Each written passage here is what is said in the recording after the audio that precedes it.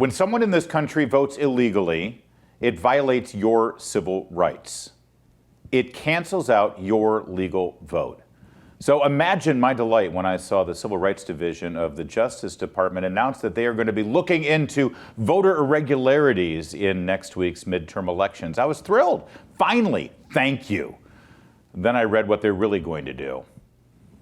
Joe DeGeneva is the former U.S. Attorney for the District of Columbia and knows a thing or two about how the Justice Department works. Joe, thank you for bringing some light to this topic, and good to talk with you.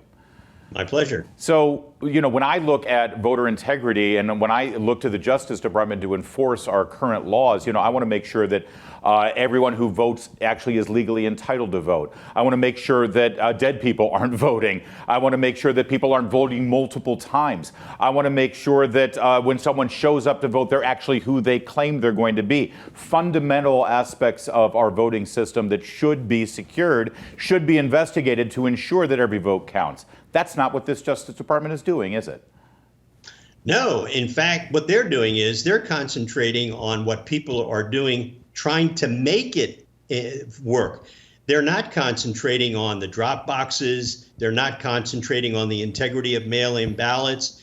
What they are doing is they're observing the behavior of people they don't agree with to see what kind of messaging they're sending out, whether or not they're doing what the department considers misinformation or disinformation, such that could affect the outcome of an election. This is nonsensical. This has nothing to do with the Justice Department's official function, which is to investigate crimes involving the violations of existing election laws. None of this stuff about misinformation and disinformation is any of their business. That's what the political process is about. If somebody says something you disagree with, you go out and you argue against it. What they want to do is they want to shut down the speech of people who disagree with the Democratic Party, the progressive movement, and the ultra-left philosophy and policies of the Biden-Harris administration. It's really pretty pathetic. And it's bold-faced. It's unbelievable. Yeah, I mean, it sounds to me, it's so Orwellian, Joe, but it sounds like the Justice Department, under the guise of voter integrity and the Civil Rights Division protecting everybody's right to vote and making sure that their vote counts, it sounds like under that guise, they're actually putting kind of a chill wind in effect here that makes it easier for people to cheat. Well, Larry, you've really hit on it. This is part of a strategy to frighten people into inaction. They want to stop you from engaging in political speech that they disagree with. So what they've done is they've set up an enforcement mechanism. They sent out these alerts to the U.S. attorneys, be on the lookout for speech that could undermine the election. Well, what that means is they want you to shut up if you're a conservative or a Republican. They don't want you talking. They want you thinking, oh my gosh, I better not say that because the FBI might show up at my door, just like they did at those parents who spoke up at school board meetings. Yeah. So, Larry, you're absolutely right. They are attempting to undermine the very thing that the election is about: free speech, political discourse, debate, the conflict of ideas. They don't want a conflict of ideas. They want a complete adoration of what they, the left, stands for. Let's get an example here. Back in the good old days of Election Day, there would be one day to vote. And if for some reason you couldn't vote on Election Day, you would get an absentee ballot because you were sick or infirmed or you would be traveling, and you would mail in through the post office your absentee ballot, and you had to make sure you mailed it in before Election Day. That was a simpler time, Joe. Now we've got these ballot drop-off boxes. They're not mailboxes, and you don't even have to have things postmarked, I don't think. You just drop off your ballot before the election, and these boxes are full of ballots. I've got to think that this is ripe for some corruption, these locations. If you wanted to dump a whole bunch of fake ballots, as I think I saw in Dinesh D'Souza's film 2,000 Mules. So a lot of people are keen on these boxes. They want to keep a lookout. They want to see what's going on. Is the Justice Department cracking down on citizens merely camping out outside a drop-off box to make sure that everything happens on the up and up? They are. They are saying that they want to be very careful about who and why people are hanging around these drop boxes. Well, the answer is very simple, Mr. Merrick Garland and Mr. Christopher Wray.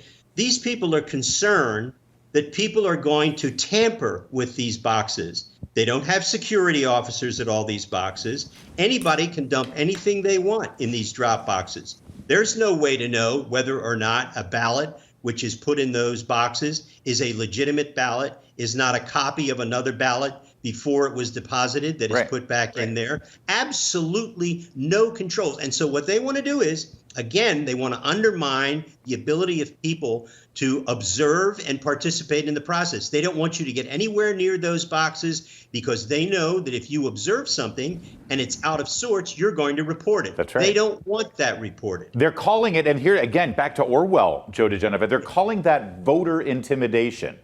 For a citizen to stand and monitor a ballot drop-off box, and if they see anything untoward, they report it. That's voter intimidation? These words don't even mean anything anymore. They're not supposed to, because what you have is you have the people in charge of the Civil Rights Division now who are ultra leftists. They believe in the government that they work for being in charge of everything.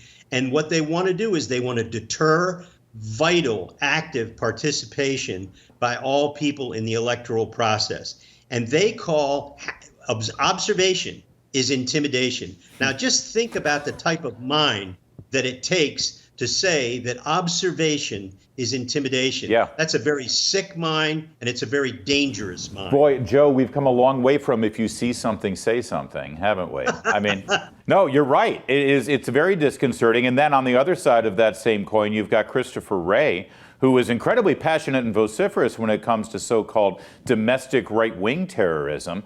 But he thinks Antifa doesn't exist. He hasn't instigated one investigation into the violent attacks against pregnancy crisis clinics. And I'm guessing that his FBI agents will be all across the field on Election Day, making sure that regular Americans aren't intimidating voters, as they like to put it, even in the polling places. I mean, Americans have a right to volunteer to be election observers in the polling place, do they not?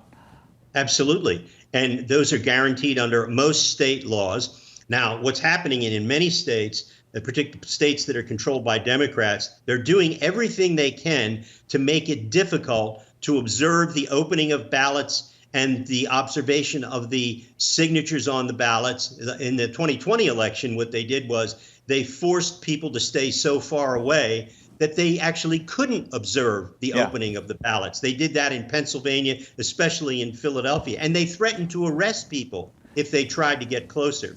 We're having a repeat of it now in some states, but I think the Republicans have finally figured out they better have their lawyers at the ready, not their six-shooters, their lawyers at the ready to go in and start filing lawsuits immediately when they see this type of illegal activity by local partisan Democratic officials. Joe DeGenevieve, thank you for giving us a preview of some of the fights we might see after Election Day next week. Always good to talk with you, sir.